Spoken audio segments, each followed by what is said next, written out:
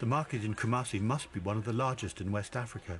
You can find almost anything here, including lots of cloth. Cloth has always been important in West Africa. Long before Europeans came round the coast in the late 15th century, cloth had been traded back and forth between West Africa and the Mediterranean. West African markets have always played an essential part in mediating taste between artists and their patrons. Some cloth from Bonwire is being sewn together. But far more important as far as this market is concerned are the printed cotton textiles.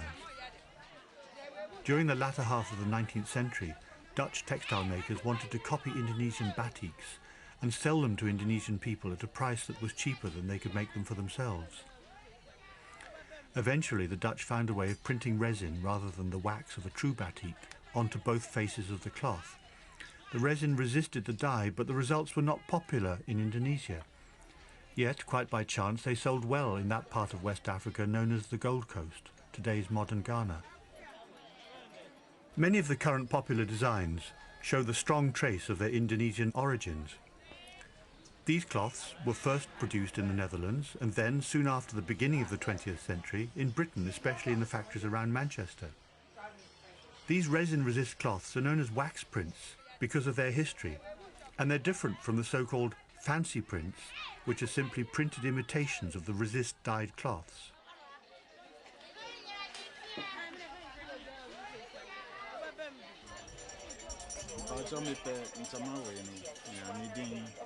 Where is money flies. Okay.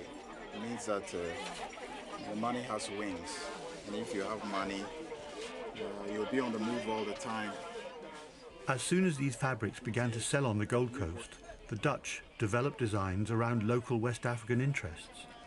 These especially focused upon the visualization of proverbs, already an established art tradition among people like the Ashanti. Money Has Wings was first designed in the Netherlands, but was very popular in Ghana and was widely copied.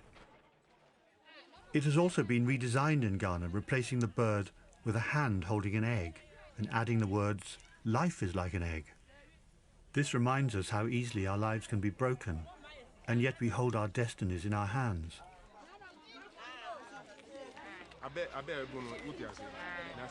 We are outside the Catholic Cathedral in Kumasi, and a young mother is wearing a pattern we'd seen in the market. Money Has Wings. She said she wore the cloth because she liked it. Then she said she'd bought it when she was expecting her first child.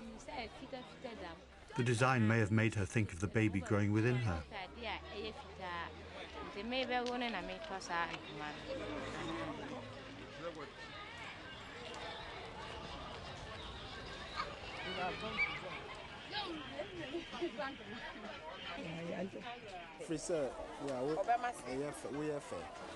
Sometimes the remnants from dressmaking are patched together for resale. It's really beautiful. So What is this hand?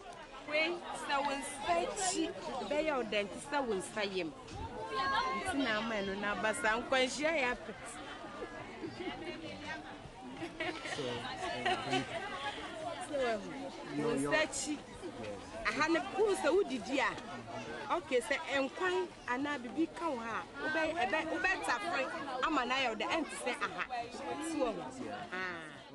The hand was educational as well as proverbial. The spots were originally the 12 pennies in a Victorian shilling.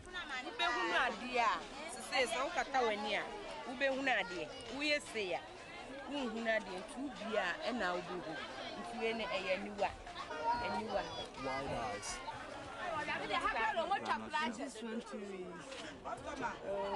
Where is it? This one is auditions. Auditions. Like a queen do not cry. A queen. So queen. What occasions? Okay, wait. On what occasions would someone wear this? Like when they are doing something like festivals or all these things. They can wear it anytime they are doing it. Okay. It means a royal does not cry. Okay. What about this one?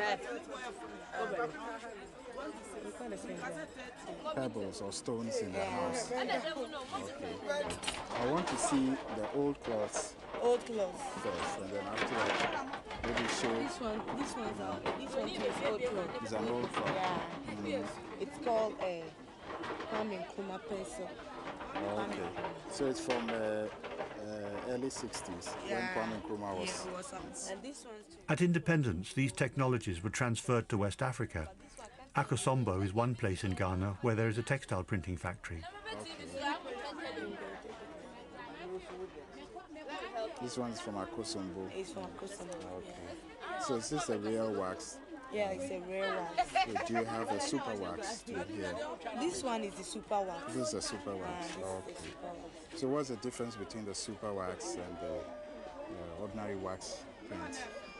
Okay, these ones are very good than the ordinary wax. In what ways? Than this one. In what way? You know, this one, the quality is very good. The one they have been using it to do this one is very good than this. And what about this one? This one are Kusum, 8 years. Most of the cloths in Kumasi market are either fancy prints or wax prints made in Ghana or Nigeria. This one too is very old cloth. It's called Bonsu. It's a name of a person. Bonsu. Bonsu, yeah. Okay. Other themes included the novelties of the day, such as education in the late 19th century, It's called Mobitel. or the mobile telephone 100 years later. When did it come out? This year. Only this year? Only this year. How much? This one is not Ghanaian cloth. It's Nigerian. Is from It's Nigeria. from Nigeria. The designs are responding to the senses both of tradition and of modernity.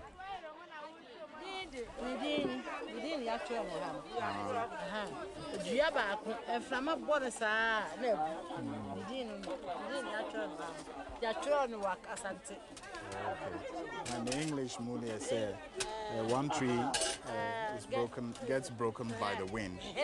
One tree gets broken by the wind. Okay, when every factory then? Factory. Akosombo na. Okay. This is in fact a locally factory printed copy of a resin resist cloth produced in Holland by the Vlisco factory in Helmond.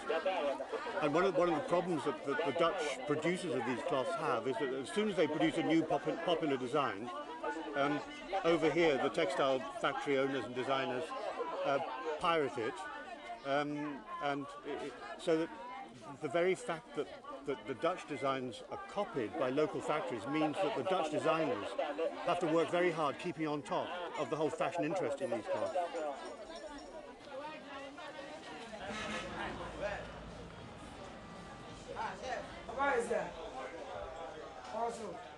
The more expensive Dutch and English cloths are sold in specialist shops. Could you explain to me why this particular cloth is so much more expensive than the Ghanaian printed cloths? For this one, it's import one from Holland. That's why this one is more expensive than Ghana one. Hey, madam. So this cloth is from where? From Temu. And do you know how they make it? They use polyester to make it. You mean foam rubber? Yes. They have a lot of design. They have a lot of design. So when they pick the design, they put it in this thing. The wax? Yes. And they print it on it. So they print the hot wax onto the cloth? Yes. They use foam.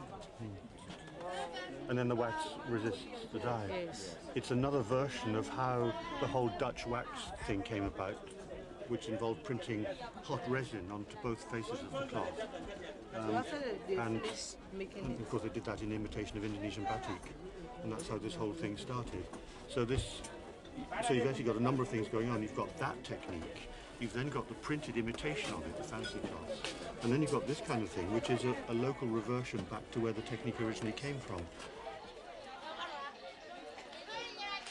These cloths are a record of collaboration between art makers, designers, print workers and traders and the people who buy and use them. We can see the designer's response to local poetic interests, visualizing people's ideas about themselves and about the society in which they live. With Adinkra and Kente, the relations of production include the African diaspora. Wax cloths and fancy prints are the result of even wider global relations. Studying these textiles emphasizes how important it is to be open to the ways different societies define their own art making.